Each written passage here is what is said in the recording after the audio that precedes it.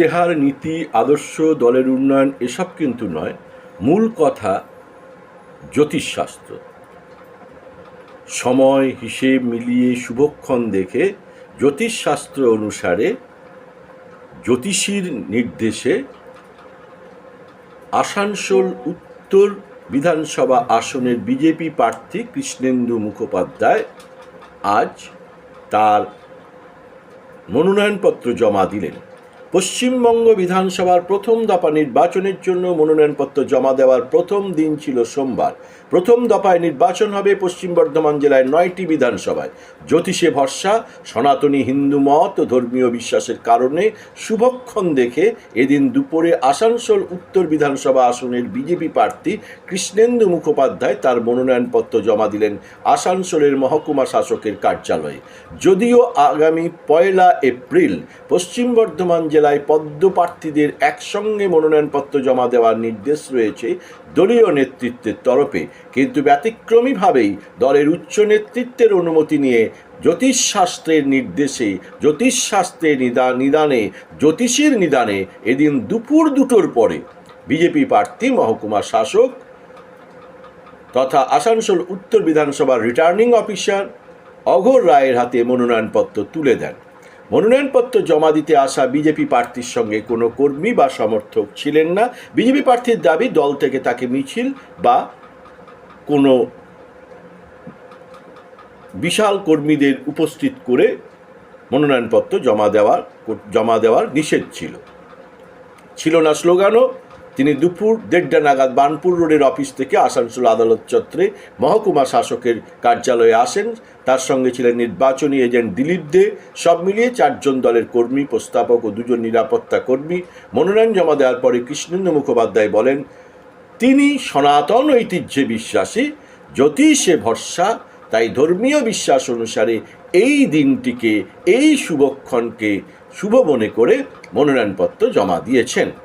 দলীয় নেতৃত্বের সঙ্গে তার আলোচনা হয়েছে এবং দলীয় নেতৃত্বের অনুমতি নিয়েই করা হয়েছে। মিছিল করতে বারণ করা হয়েছিল দলীয় নেতৃত্বের পক্ষ থেকে, তাই তিনি মিছিল করেননি। তার জয়ের দ্বিতীয় বড় ভরসা হলো এসআইআর।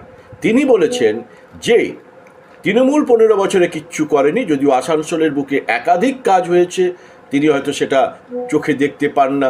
অনেক সময় চোখে নেবা টেবা হলে অনেকে দেখতে পায় না। যাই হোক, এটা তৃণমূলের মত যে ওনার নেবা হয়েছে মনে হয়, কলেজ, ইউনিভার্সিটি এই ইত্যাদিতে যেগুলো হয়েছে সেগুলো ওনার চোখে পড়েনি, কারণ অনেক বড় বড় জিনিস তো, ছোট ছোট জিনিস ওনারা দেখতে পান, বড় বড় জিনিস দেখতে পান না।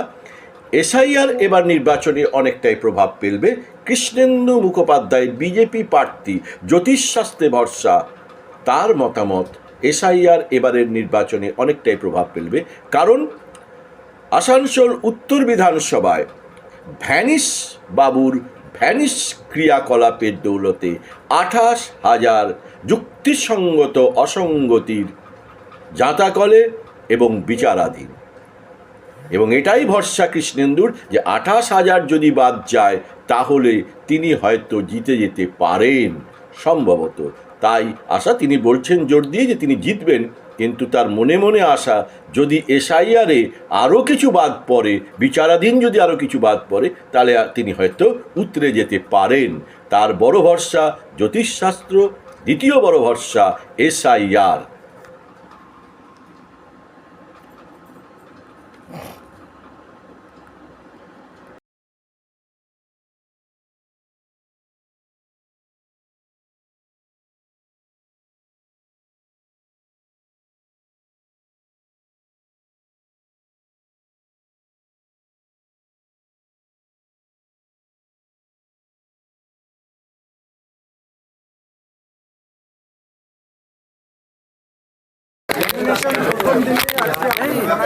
দাখিল করলেন, কোনো কি আতঙ্কের আশঙ্কা, কোনো অশান্তির আশঙ্কা ছিল?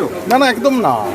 আমি তৈরি ছিলাম, আমার সমস্ত ব্যাপার তৈরিই ছিল। তো আজকের দিন ভালো দিন, আজকে নমিনেশন করেছি।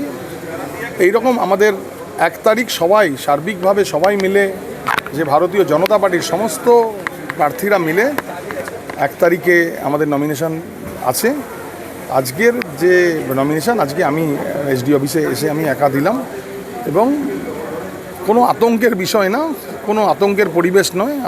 আতঙ্ক তৃণমূল কংগ্রেসের লোকেরা আছে, আতঙ্ক তৃণমূল কংগ্রেসের নেতারা আছে, যে ভারতীয় জনতা পার্টি সরকার তৈরি করছে, এটা খালি সময়ের অপেক্ষা। এই জন্য আতঙ্ক বিজেপির কর্মীরা নেই, আতঙ্ক তৃণমূল কংগ্রেসের নেতৃত্ব রয়েছে। কোনো শোভাযাত্রা ছাড়াই এইভাবে আপনি না, শোভাযাত্রা ছাড়া, শোভাযাত্রা হবে 1 তারিখ, শোভাযাত্রা করে হবে। পার্টির নির্দেশ আছে যে 1 তারিখ সব ক্যান্ডিডেট একসঙ্গে থেকে শোভাযাত্রা করে করবে নমিনেশন।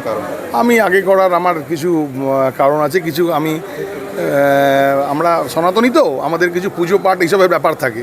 তো আমি উপর থেকে আমার যে যারা আছেন, যে আমি বিশ্বাস করি, যে সনাতনী ধর্মে বিশ্বাস করি, তো আমাদের একটু জ্যোতিষ শাস্ত্রে আমরা বিশ্বাস করি। এই সময়টা এই টাইমটার মধ্যে করবার দরকার ছিল। আমি বলেছিলাম, আমি পার্টির নির্দেশ নিয়ে, পার্টির পারমিশন নিয়ে আমি করেছি, এবং আমাকে বলা হয়েছে কোনো শোভাযাত্রা করবে না, তুমি গিয়ে নমিনেশন করবে এবং 1 তারিখ তুমি তোমার শোভাযাত্রাটা করবে।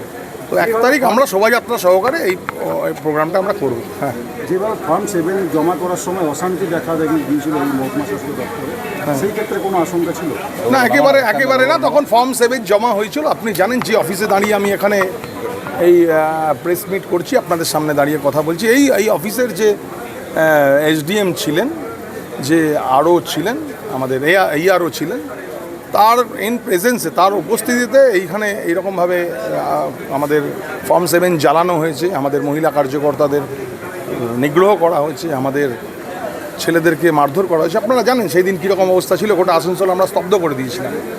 তো আমরা কমপ্লেন দিয়েছিলাম সেই AROর বিরুদ্ধে, এবং নির্বাচন কমিশন সেটা ব্যবস্থা নিয়েছে, সেই AROকে সরিয়ে দিয়েছে, এবং কোনো ভয়ের পরিবেশ নেই। এখন তো আমরা খুব সুন্দরভাবে দিলাম, এবং আমি আপনাকে বলছি, আমরা খুব আশাবাদী নির্বাচন কোনো ভয়ের পরিবেশে হবে না। নির্বাচন খুব সুষ্ঠুভাবে হবে। নির্বাচন কমিশন বদ্ধপরিকর নির্বাচনটাকে সুষ্ঠুভাবে করবার জন্য। হ্যাঁ, অবশ্যই SIR প্রভাব পড়বে। SIR এত নাম বাদ গেছে। এই ভোট তো কখনো বিরোধী দল দিত না, এই ভোট সবসময় শাসক দলই দিত। ভোট যতই যাই কাটা গেছে, সেই ভোট জোচ্চুরি করে এরা এতদিন ধরে জিতে এসছে। আমার আসানসোল উত্তরে যে সংখ্যায় ভোট কাটা গেছে, মৃত ভোটার, শিফটেড ভোটার, যে ভোটটা কাটা গেছে, এর ম্যাক্সিমাম ভোটটা তৃণমূল কংগ্রেস এই ভোটটা চুরি করে দিয়ে দিত। ওই বিকেলবেলা 4টের পর তারা ID কার্ড দেখিয়ে আমরা এই ভোটটা করে দিতাম। হ্যাঁ, অবশ্যই আজকেই আমরা ফর্ম জমা করে দিই, সাবমিট করে দিচ্ছি।